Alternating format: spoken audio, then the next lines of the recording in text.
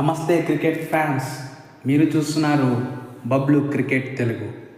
Cricket అంటే కేవలం score board చూడడం కాదు మామ.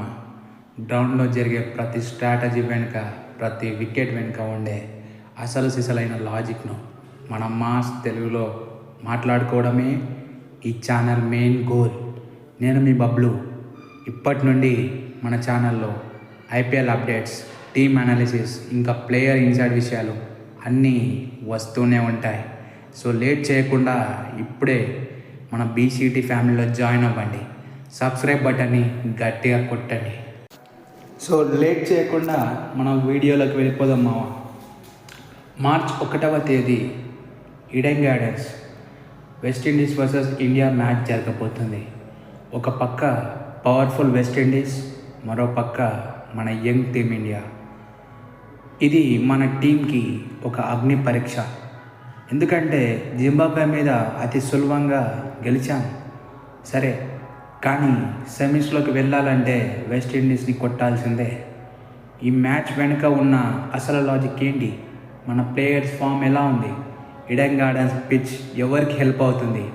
Let's analyse. మొదట మన టీమిండియా సంగతి చూద్దాం మావా. జింబాబ్వే మ్యాచ్లో మన అభిషేక్ శర్మ లాస్ట్ 7 మ్యాచ్లో ఫెయిల్ అయిన తర్వాత ఎట్టకేలకు ఫామ్లోకి వచ్చి అదిరిపోయే 50 కొట్టాడు మావా. అలాగే సంజు శాంసన్ కూడా ఒక మంచి స్టార్ట్ ఇచ్చాడు మావా. కానీ సంజు శాంసన్ తన స్టార్ట్స్ని కన్వర్ట్ చేసుకోలేకపోతున్నాడు మావా. సో సంజు శాంసన్ కూడా కొంచెం ఎక్కువసేపు ఉండి టీమిండియాకి మంచి ఓపెనింగ్ పార్ట్నర్షిప్ ఇస్తే చాలా బాగుంటుంది మావా. అండ్ 1 డౌన్లో మన ఇషాన్ కిషాన్ ఎప్పట్లాగానే రెచ్చిపోతూనే ఉన్నాడు. సంజు శాంసన్ ఓపెన్ చేయడం వల్ల ప్రతి ఒక్కరి బ్యాటింగ్ పొజిషన్స్ మారిపోయాయి మావా. అంటే ఇషాన్ కిషాన్ 1 డౌన్లోకి వస్తున్నాడు, అండ్ సూర్య 2 డౌన్లోకి వస్తున్నాడు, అండ్ తిలక్ వర్మ 3 డౌన్లోకి వస్తున్నాడు మావా. అండ్ సూర్య కానీ తిలక్ కానీ కూడా ఇద్దరు బీభత్సమైన ఫామ్లో ఉన్నారు. ఎస్పెషలీ మన తిలక్ వర్మ 1 డౌన్లో ఆడినప్పుడు అంత స్లోగా ఆడాడు అండ్ అంత మంచి రికార్డ్ లేదు. కానీ ఎప్పుడైతే అతను డౌన్ ద ఆర్డర్ వెళ్ళి 2 డౌన్ 3 డౌన్ ఆడుతున్నాడో అతడి స్ట్రైక్ రేట్ కూడా విపరీతంగా పెరిగిపోతుంది మామ. ఎందుకంటే తను ఆడే టైంకి ఆల్రెడీ 2-3 వికెట్లు పడ్డాయి కాబట్టి తను కూడా చెలరగిపోయి ఆడుతున్నాడు మామ. అలాగే down the order Hardik Pandya, Shivam Dube, Axar Patel. So మనకు బ్యాటింగ్ పవర్స్ చాలా ఉన్నాం కాబట్టి మనం బ్యాటింగ్ ఫస్ట్ చేసినా సెకండ్ చేసినా పెద్దగా ఫరక్ పడదు. అండ్ వెస్టిండీస్ విషయానికి వస్తే వెస్టిండీస్ కూడా బీభత్సమైన ఫామ్లో ఉందా. వాళ్ళ బ్యాట్స్మెన్ షై హోప్ కానీ, రూదర్ఫర్డ్ కానీ, రోమన్ పోవల్ కానీ అందరూ కూడా ఫామ్లోనే ఉన్నారు మామ. మనం వాళ్ళని కట్టడి చేయాలంటే ఖచ్చితంగా వాళ్ళకి ఒక ప్లాన్ అయితే వేసుకోవాలి మామ. అండ్ మన బౌలర్స్ విషయానికి వస్తే మన బౌలర్స్ అందరూ ఫామ్లోనే ఉన్నారు మామ. కానీ ఈడెన్ గార్డెన్స్ పిచ్ ఎక్కువగా స్పిన్కి సపోర్ట్ చేస్తుంది కాబట్టి మనం అర్ష్దీప్ సింగ్ని డ్రాప్ చేసి కుల్దీప్ యాదవ్ని తీసుకురావాలి. కాబట్టి కొంచెం టీమ్ కాంబినేషన్స్లో మనం చేంజెస్ చేసుకోవాలి. అండ్ ఇప్పుడు మెయిన్ మ్యాటర్ ఏంటంటే కోల్కతా ఈడెన్ గార్డెన్స్ పిచ్. ఈ పిచ్ బ్యాటింగ్కి స్వర్గం లాంటిది మామ. అవుట్ఫీల్డ్ చాలా ఫాస్ట్గా ఉంటుంది.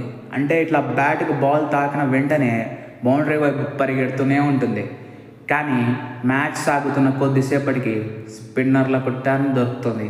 అందుకే టాస్ గెలిచిన టీం ముందుగా బ్యాటింగ్ చేసి 180+ స్కోర్ ఇవ్వాలని అనుకుంటుంది. మార్చి 1న కోల్కతాలో వాతావరణం అయితే చాలా క్లియర్గా ఉంది మా. వర్షం పడే ఛాన్స్ అస్సలు లేదు. కాబట్టి పూర్తిగా 20 ఓవర్లో మ్యాచ్ మనం చూడబోతున్నాం. జూ ఫ్యాక్టర్ సెకండ్ ఇన్నింగ్స్లో బౌలర్లకి కొంచెం ఇబ్బంది కలిగించవచ్చు. అలాగే సెకండ్ బ్యాటింగ్ ఎవరైతే చేస్తున్నారో వాళ్ళకు కొద్దిగా ప్లస్ పాయింట్ అవ్వచ్చు. కాబట్టి టాస్ గెలిచే కెప్టెన్ కొద్దిగా ఆలోచిస్తాడు, అంటే బ్యాటింగ్ చేయాలా బౌలింగ్ చేయాలా అనేది. అండ్ మా ఫైనల్గా ఈ మ్యాచ్ గెలిస్తేనే మనం సెమీఫైనల్కి వెళ్తాం. యాజ్ ఏ డిఫెండింగ్ ఛాంపియన్స్ మనం సెమీఫైనల్కి వెళ్ళాలనే కోరుకుందాం మామ.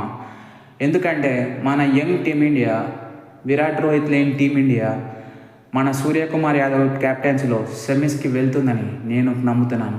మీరేమనుకుంటున్నారు మామ? ఈరోజు మ్యాచ్లో టాప్ స్కోరర్ ఎవరవుతారు? అభిషేక్ శర్మనా, లేక సూర్యనా, లేక ఇషాన్ కిషనా? కామెంట్స్లో చెప్పండి మామ. వీడియో నచ్చితే లైక్ చేయండి, సబ్స్క్రైబ్ చేయండి, మర్చిపోకండి మామ. జై హింద్.